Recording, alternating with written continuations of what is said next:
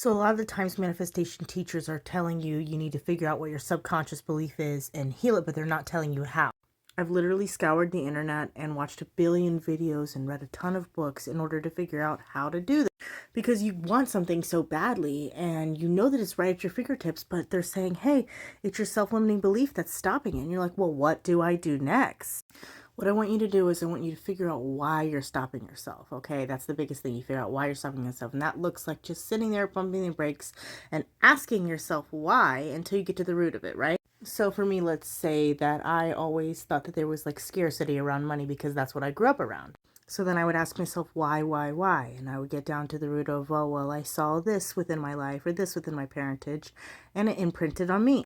Or let's say it's about a relationship where you say you're in this relationship and you're wondering why things aren't going smoothly, right? And then you kind of self-sabotage because you get kind of thinking, oh my gosh, this is too good to be true. And the second that it gets like that, then you're just like, ugh, and you mess it up for yourself. And then you're like, why do I do this? Is it because of how I saw my parents act? And a lot of things are really linked down into what you experienced in your childhood. But then you ask yourself, why, until you get to the root. But there's literally another step.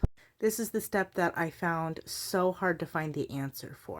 The one that people pay hundreds of thousands of dollars to know the answer for. Manifestation is such a powerful thing, and you can literally have everything you want if you do this. So what I want you to do is I want you to figure out what the issue is, right? The why of it. Then after you know why, I want you on a piece of paper to write down all the reasons why your self-limiting belief is incorrect. So let's say if it's about money scarcity. It's like, well, money really isn't scarce because all my needs have been taken care of every time that I need. I do have a great job. I do run my own business, or I have the ability to get overtime hours at work. Or in a relationship, like, you know what? I am not unworthy. Like the reason you're making the decision where you're self-sabotaging is because you feel unworthy in some way, weird shape or form. And then you tell yourself you're not worthy. You figure out what is a supporting thing that says that it's not true. So it could be like the root of it is I'm not worthy. And it's like, well, no, I have all of these loving children that love me. I have this, and this, right? And you tell yourself that every single time you're triggered.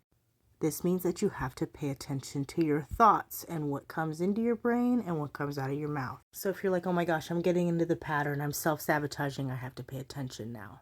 Pay attention. But the second time this happens, you say, you know what? The reason I'm self-sabotaging is because of that situation that I got to the root of. And it's because I feel like I'm not worthy. And I'm like, but wait a second, I am worthy, I have this and this and this. And reaffirm yourself on why you're worthy. Now, that's just a specific example, but there's several other things that you can do this, and this works in many different frameworks and with many different manifestations. Every time you have these kind of thoughts come up or these triggers come up, then you need to sit there and be like, okay, oh my gosh, this is changing. And then what happens is your subconscious picks that up over time because repetition is king.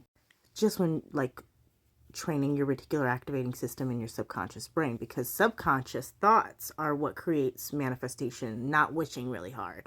So maybe you can wish till you're blue in the face. It's not going to happen for you. You got to figure out that self-limiting belief, that change your subconscious belief inside of you. And you do that by repetition of telling yourself why it's not that case when you feel triggered in that situation. I always say it's not the first thought that matters. It's the second thought. The second thought is where you can change your state and your vibration within it. So you can literally heal yourself. If you don't feel like that finds value to you, I have one more other method. Sit down, figure out why you have this self-limiting belief, figure out the age that it happened to you at. A lot of the times it's when we're kids or teenagers or things during our developmental years. And write a letter to your baby self.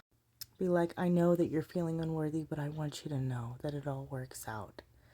And you're an amazing person. And you have so many amazing things going for you.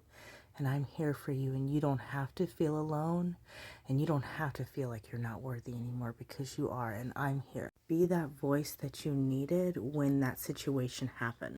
And if the other method doesn't work all the time, just sit there and write letters to your younger self anytime this comes up.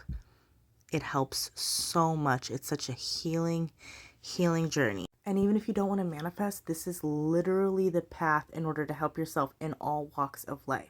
I just gave you the framework. I need you to go do it, okay? If you like this kind of content, please subscribe or follow for more. I hope you found value in this. If you would like, there's a link in my bio.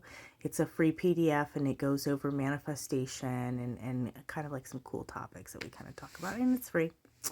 And also make sure that you join the email list so that you can get newsletters and information about when the course is coming out, because we're doing a self-paced course where we're teaching all of this. And you like go through and you make a vision board and we meet friends and it's community. It's amazing. Or if you're interested in one-on-one coaching, check the link in the bio.